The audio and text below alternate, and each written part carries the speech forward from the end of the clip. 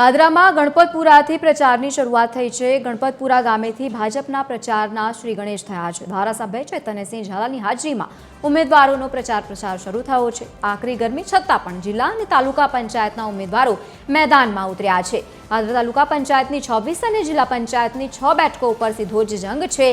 ભાજપના હોદ્દેદારો અને કાર્યકર્તાઓ પ્રચાર કાર્યમાં જોડાઈ ગયા છે અને બીજી તરફ વિકાસના કામોના જોરે પાદરાના ગઢને કબજે કરવા માટે ભાજપ પણ મક્કમ।